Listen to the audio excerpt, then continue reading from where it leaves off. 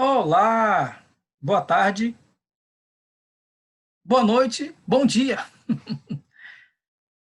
Mais uma vez, estamos aqui para falar sobre pagamento por serviços ambientais.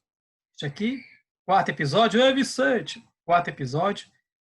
E é o fim desta série, por enquanto. Vamos lá. Episódio 4. F de respeito aos PCTs igual a PSA. O pagamento por serviços ambientais está em função do respeito aos povos e comunidades tradicionais. Eu sou Carlos Augusto Ramos, engenheiro florestal e consultor ecossocial. Uhum. Vamos lá. O que a gente vai falar aqui neste episódio? A memória do episódio 3, debate sobre uberização e precarização. Ei, Vicente! Por que é importante atentar para o protocolo de consulta prévia, livre e informada? Falar um pouquinho, um breve estudo, de caso na Colômbia. Brasil, novos projetos em curso, num velho caminho limitado. Não a financiarização da floresta. Este programa vai ser lido aqui, Vicente, vai ser lido e depois ser transformado em podcast para as comunidades. Uhum. Vamos lá, lembrando o episódio anterior. Nós falamos sobre uberização e precarização do debate socioambiental. Com a carência de uma política e marcos legais consistentes para o pagamento por serviços ambientais, estão ocorrendo processos duvidosos junto às comunidades. Eu citei o caso Mapuá, eu citei também o caso Portel. Há casos de comercialização de crédito de carbono utilizando unidade de conservação sem o devido conhecimento dos seus conselhos deliberativos. Há casos de elaboração de cadastros ambientais rurais para iniciar processo de venda de crédito de carbono sem levar em consideração os territórios. Uhum. E agora? O que nós vamos debater e o que a gente precisa entender e que caminhos a gente pode ter para que se desenvolva essa política de pagamento por serviços ambientais, tendo como base o respeito aos povos e comunidades tradicionais. Aqui a gente aponta algumas recomendações. Então, primeiro, por que é importante atentar para o protocolo de consulta prévia, livre e informada? Eu trago aqui nessa imagem, a capa da cartilha do protocolo de consulta livre, prévia e informada da comunidade quilombola do Abacatal, em Ananindeua. Uma bonita cartilha. Então, vamos lá. O protocolo de consulta prévia livre e espontânea à luz da Convenção 169 da Organização Internacional do Trabalho. A Convenção 169 da OIT afirma a existência dos povos indígenas como sujeitos coletivos de direitos. Porém, vai ainda mais longe ao reconhecer a existência de povos que não são indígenas, mas que gozam dos mesmos direitos face às suas características socioculturais e econômicas distintas em relação à sua territorialidade. Eu puxei os estudos da Eliane Moreira, 2017, um abraço, Eliane Moreira, Marés, et al., 2019. No Brasil, há legislação específica de proteção às comunidades tradicionais, como o Decreto 6.040, de 2007. E aqui eu trago uma imagem, uma fala da Berta Cáceres. Berta Cáceres, que é uma liderança que foi assassinada em Honduras e que lutava para que as comunidades pudessem ter voz. Para quem não sabe, lá tinha uma política de construção de hidrelétricas e a Berta Cáceres foi uma grande voz, uma grande pessoa que conseguiu que as famílias fossem escutadas seus direitos. E ela fala que la madre tierra militarizada, cercada, envenenada, donde se violam sistematicamente direitos elementares, nos exige actuar. Construyamos, entonces, sociedades capaces de coexistir de maneira justa, digna. E por la vida, juntémonos e sigamos com esperança, defendendo e cuidando la sangre de la tierra e sus espíritos. Uma homenagem a Berta Cáceres. Vamos lá, então, o protocolo de consulta prévia livre e espontânea à luz da Convenção 69 da OIT. Aqui, uma das páginas da cartilha da comunidade quilombola da Abacatal. Eu falo assim, que consulta é essa? A consulta é um procedimento de participação exclusiva dos povos indígenas, quilombolas e comunidades tradicionais, artigo 6º da Convenção 69. Quem deve realizar a consulta? A Convenção 69 diz que os governos são os responsáveis pela realização da consulta, cobrir todas as despesas do processo. As empresas não podem realizar as consultas. Então, esse é um instrumento, uma ferramenta das comunidades para que elas possam ser escutadas. Ainda sobre a cartilha da comunidade Abacatal. A consulta deve ser livre. Os povos indígenas não são obrigados, indígenas, quilombolas e comunidades da floresta, demais comunidades da floresta, não são obrigados a participar da consulta, se assim decidir. Caso queiram participar, não podem ser pressionados a concordar com a proposta. A consulta deve ser informada. O governo é obrigado a repassar todas as informações sobre a proposta, principalmente em relação aos impactos. E aí, nós estamos falando de crédito de carbono, é muito importante ter várias opiniões técnicas a respeito para que a comunidade possa se sentir segura nas suas decisões. Vamos lá. Aqui nos estudos do João Gomes, da Cime Correia, do Johnny, da Sandra Gaioso, da Vanusa Cardoso. Um abração. Eles falam o quê? Nos protocolos já construídos, observamos que iniciam com uma apresentação da comunidade, informando quem são, a história do território, como vivem, o que produzem, suas manifestações culturais e religiosas. Por isso, a construção da linha do tempo, o mapa de ameaças e o mapa de potencialidades são importantes para ajudar na apresentação da comunidade. Após a apresentação, o texto é sobre as regras de consulta construídas coletivamente. Após finalizar o texto, deverá ser convocada uma ampla Assembleia Geral da comunidade para debater e aprovar o protocolo da comunidade. Esta Assembleia deve ser registrada em ata. Então, assim, imagina, você não pode chegar lá e dizer assim, eu vou fazer isso. Não. Você realmente precisa escutar a comunidade e quando ela tem regras, ela passa a ter muito mais força. E, continuando aqui, da comunidade Abacatal, o que eles falam? O processo de consulta tem reuniões preparatórias, reuniões informativas, discussão interna, negociação para ter decisão final. Então, tudo isso é um processo de respeito, tudo isso é necessário ser feito, porque, afinal de contas, nós estamos lidando com pessoas que têm direitos. A própria floresta é um sujeito de direitos. Então, é necessário que elas sejam consultadas e que não haja pressa do mercado pressionando para que logo dê uma resposta, não é? Isso precisa ser no tempo das famílias. Falando um pouquinho de um breve estudo aqui, um pouco do que eu conheci na Colômbia, eu passei 2019 e o início de 2020, até fevereiro, trabalhando lá. Eu conheci um pouquinho desse projeto, que é o projeto de rede comunitária em Chocó, que é um departamento, como se fosse o estado, né? O estado de Chocó biogeográfico. E aqui eu apresento, a partir das lives, né? das webinars Mercado de Carbono, aqui no caso, você pode ver lá na internet, lá no YouTube. Beleza? Organizado pelo Fundo Action.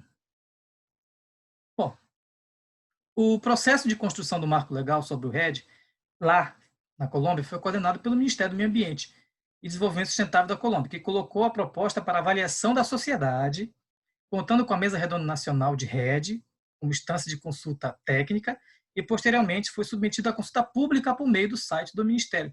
Então, assim, existe uma lei, existe um marco legal que regulamenta, que organiza esse mercado de carbono, coisa que o Brasil não fez.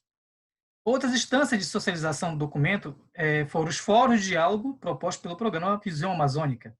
Então, aqui está a fonte de apresentação dos documentos.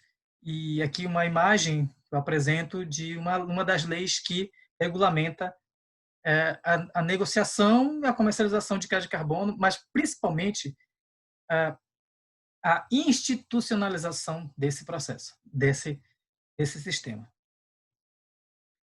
Bom, aqui, falando um pouquinho do projeto apoio, o projeto RED, Chocó Biogeográfico, eu conheci as experiências do Conselho Comunitário de Concosta, também no Conselho Comunitário de Carrambre, que não é mais Chocó, numa outra região, Vale de Cauca, mas muito interessante também como tem se tratado, como as instituições têm tratado da construção dessa metodologia. O objetivo desse projeto é reduzir a pressão atual sobre as florestas do Pacífico colombiano devido ao aumento do desmatamento, por meio do apoio a projetos de rede em comunidades afro-colombianas e indígenas do biogeográfico Chocó, que é um dos estados que eles têm. Os objetivos são aumentar a governança e capacitação do território por meio da conservação e sustentabilidade de projetos RED, RED+. 2. Aumentar a capacidade das comunidades locais e produtores associados para melhorar suas condições de vida. 3. Aumentar as capacidades locais para implementar atividades de monitoramento, relatórios e verificação.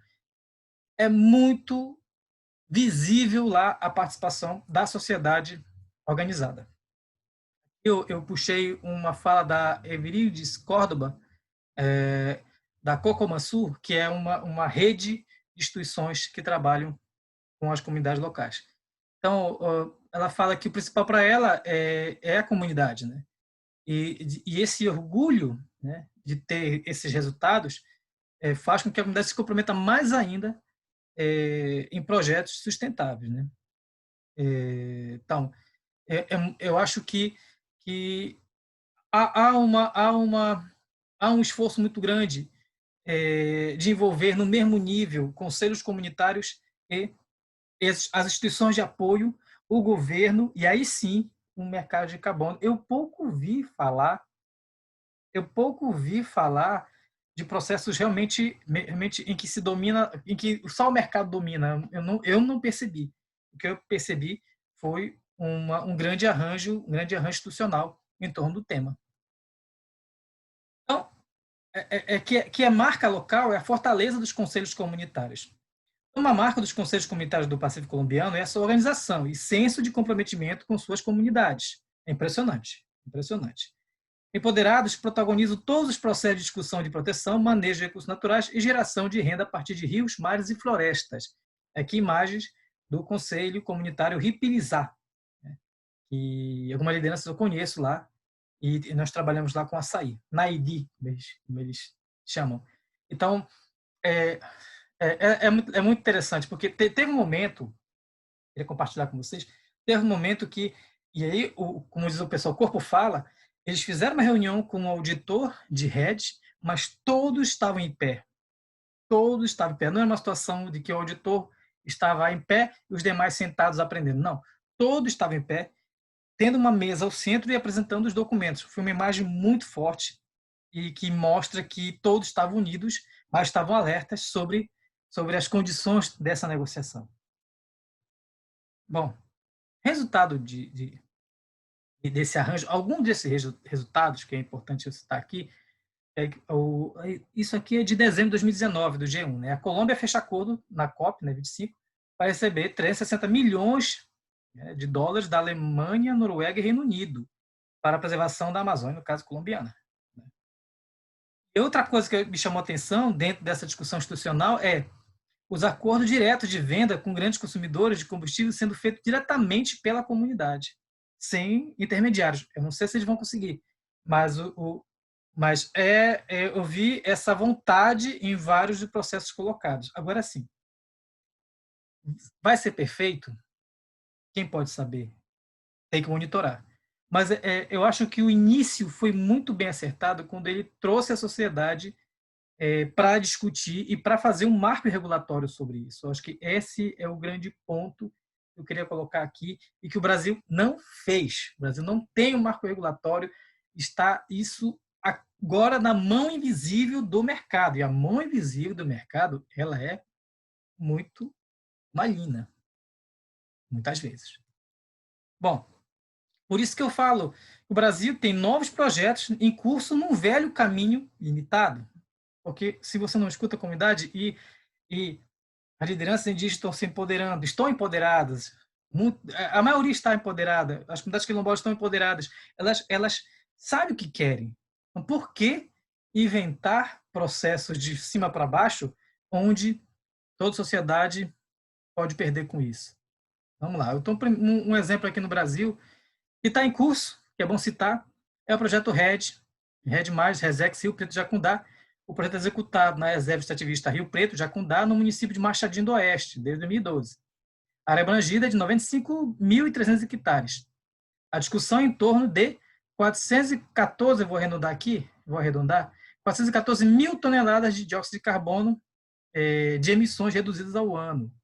São 30 famílias envolvidas. E a empresa executora é a Biofílica. Este projeto tem liderança da Coordenadoria de Unidade de Conservação do Estado de Rondônia, que é um dos líderes de implementação verificável. Tem uma live no Facebook da CUC, né? A CUC de Rondônia, e vale a pena você assistir. E Rondônia aprovou essa lei estadual sobre RED, e a Asmorex e o Centro de Estudos Rio Terra são os parceiros. É muito importante você acompanhar, você aprender. Eu, inclusive, eu vou aprender muito com essa experiência, vou estudar essa experiência também, por que não? E a gente espera que tenha um bom resultado de ganha-ganha, que tenha realmente resultado justo para as comunidades, né? Mas é interessante, né? O Estado de Rondônia fez sua própria lei. O governo federal não fez um aparato legal, né? Que possa dizer assim, nossa, isso é seguro, isso é confiável. Não tem. Bom, mas aí, olhando a página da Biofílica, eu percebi que tem um outro projeto, o projeto RED Vale do Jari. O projeto é executado nas propriedades do Grupo Jari, né, e Vitória do Jari, e também pega ali o município de Almeri, no Pará. Então, trabalha com 920 mil hectares, 920 mil hectares. A discussão está em torno de 660 mil toneladas de dióxido de carbono de emissões reduzidas ao ano, está na página da Biofílica. São 303 famílias de 15 comunidades inicialmente impactadas. A empresa executora é Biofílica. Só tem um problema, que não é um problema qualquer. Muitas áreas do Grupo Jari são questionadas judicialmente como terras públicas pelo governo do estado do Pará.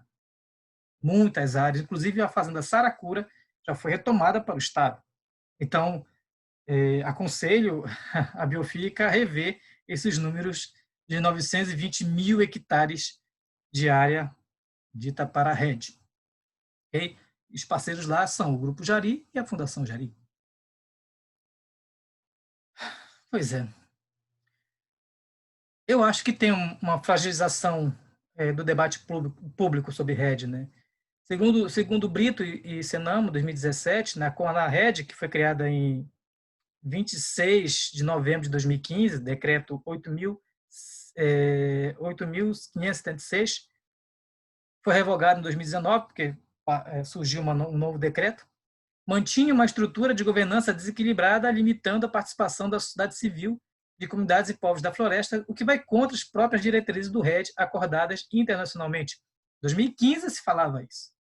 O decreto de 2019, 28 de novembro, decreto número 10.144, limitou mais ainda a participação da sociedade, apontando apenas um representante da comissão.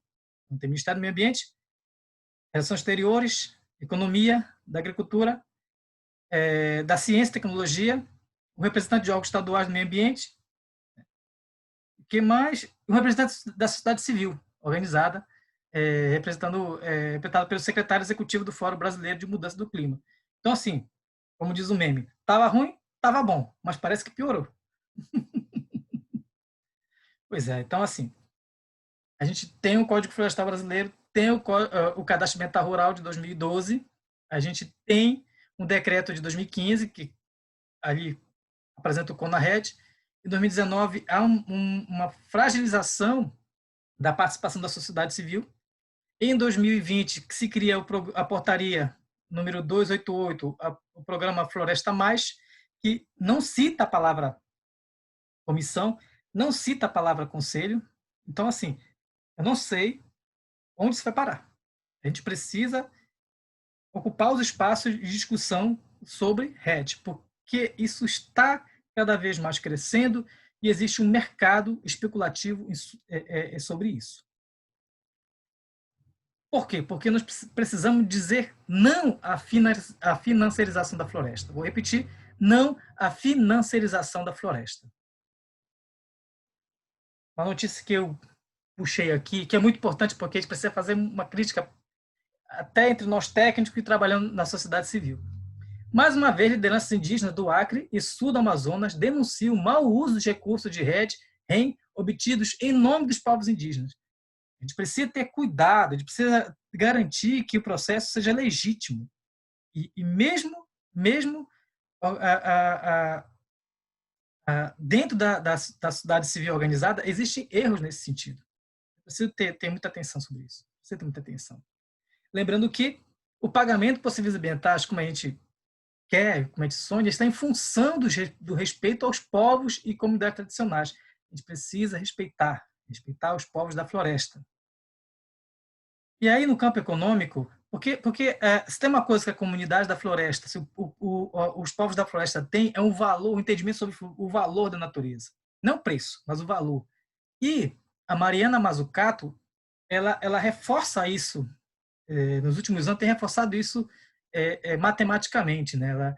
Ela tem falado que temos que fazer é devolver o valor ao campo econômico para que as pessoas se sintam à vontade de debater. Não é mais preço, não é financiarização. Realmente é algo que possa ser capaz de gerar resultados socioeconômicos e ambientais. E ela fala o seguinte, ela é uma referência mundial. O capitalismo enfrenta 3 grandes crises. Uma crise de saúde, induzida pela pandemia, e acendeu o pavio de uma crise econômica, com consequências ainda desconhecidas para a estabilidade financeira, e tudo isso no contexto de uma crise climática, que não admite uma resposta dentro do paradigma, dentro do modelo atual. Não tem mais jeito. Então, crise de saúde, crise econômica, crise climática, a gente tem que mudar o mundo. Na verdade, os seres humanos têm que mudar. Nós temos que mudar. Essa tríplice crise revelou vários Desculpa. Essa tríplice crise revelou vários problemas no modelo de capitalismo atual que devem ser totalmente resolvidos enquanto, ao mesmo tempo, enfrentamos a emergência de saúde imediata. O açaí que eu tomei deixou assim meio... A língua fica meio lenta depois. Está na hora da jiboiada aqui. Vamos lá. Pois é. Caso contrário, diz a Mariana Mazzucato, apenas resolveremos problemas em um lugar e criaremos novos problemas em outro. Foi o que aconteceu com a crise financeira de 2008. As autoridades inundaram o mundo com liquidez sem direcioná-las para boas oportunidades de investimento. Isso levou o dinheiro a voltar para um setor financeiro que foi, e ainda é, incapaz de cumprir sua função. É esse setor financeiro que foi e ainda é o comandante dos processos de crédito carbono? Lembrando o que diz o Delfim Neto. Sim, o Delfim Neto, ministro da Economia dos governos militares. O banqueiro sempre volta ao local do crime. O banqueiro sempre volta ao local do crime. E eu acho que a gente tem que reaprender a cooperar. E aqui eu puxei aqui o Dilema dos Burros aqui, do John Nash. Em o equilíbrio de Nash, né, nenhum dos jogadores tem incentivo para alterar sua estratégia, desde que nenhum outro jogador possa escolher uma estratégia melhor, dadas as escolhas dos outros jogadores, ou seja, estamos diante de um jogo não cooperativo. E ainda falando no equilíbrio de Nash, nenhum jogador se arrepende de sua estratégia, dadas as composições de todos os outros. Ou seja, um jogador não está necessariamente feliz com a estratégia dos outros jogadores, apenas está feliz com a estratégia que escolheu em face das escolhas dos outros. No caso, os 2 burros estão lutando por comida, até eles pararam, peraí, vamos junto comer aqui, vamos junto comer lá. E aí eu fico pensando, eu fiz um exercício aqui, está muito pequenininho, mas e quando você botar no pausa, você vai ler com uma lupa, né? O que acontece nesse dilema do pagamento por serviços ambientais, né? Quando a comunidade da floresta coopera no processo de pagamento por serviço ambiental e quando as instituições cooperam também com esse processo de PSA, de pagamento por serviço ambiental, o que acontece? Quando a comunidade da floresta coopera e as instituições não cooperam, há um efeito. Quando a comunidade da floresta não coopera com o processo, mas as instituições cooperam. Como é que fica esse jogo? Então, eu acho que é muito importante, a gente fazer um exercício desse jogo.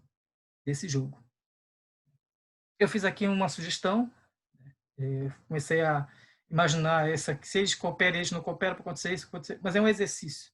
Acho que esse exercício a gente tem que fazer, tá bom? Por quê? Sai agora a notícia no dia 26 de agosto. O BNDES estuda modelo de concessão de florestas na Amazônia. Hum. Mas aí é diferente, por exemplo, da Lei de Gestão de Florestas Públicas, que trazia a concessão de florestas para fins de extração de madeira, e tinha plano de outorga anual, e tinha o ordenamento territorial protegendo as comunidades, que tinha os conselhos, o Conselho Nacional de Florestas Públicas, né? Ou seja, uma série de situações realmente de muita preocupação e que pudesse ser participativo na hora de tomar a decisão. Esse processo, esse formato que está isso, sobre rede, ele me parece um balcão de negócios. Não me parece uma política pública. Não é uma política pública, ela me parece mais um balcão de negócios. E aí que eu acho assim que é muito complicado, é muito injusto isso. Saiu o quê? Saiu hoje, na Folha de São Paulo. Olha o título: Home office é muito mais presente em regiões mais ricas do país. Mas o que tem a ver com rede? Tem a ver que as comunidades não têm internet, não têm internet. Muitas delas não vão me escutar do que eu estou falando aqui, porque não chega até elas. Mas o Sul e Sudeste está trabalhando com internet a pleno vapor. E esses técnicos, e esses acionistas, e esses, digamos assim, essas pessoas que trabalham com pagamento por serviço ambiental, com RED, eles estão trabalhando.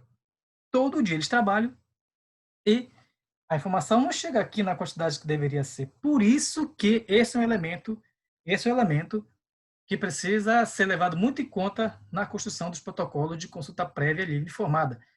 Para mim, sinceramente, toda a comunidade amazônica deveria ter o seu protocolo de consulta prévia, livre e informada para se defender juridicamente, judicialmente de golpes. Então, Amazônidas, o que faremos? Vamos juntos tentar conhecer mais sobre o tema? Vamos construir nossa plataforma legítima? É isso que eu trago aqui.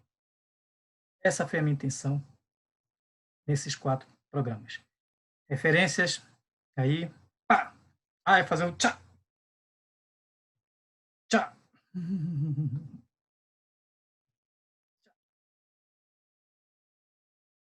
Tchá,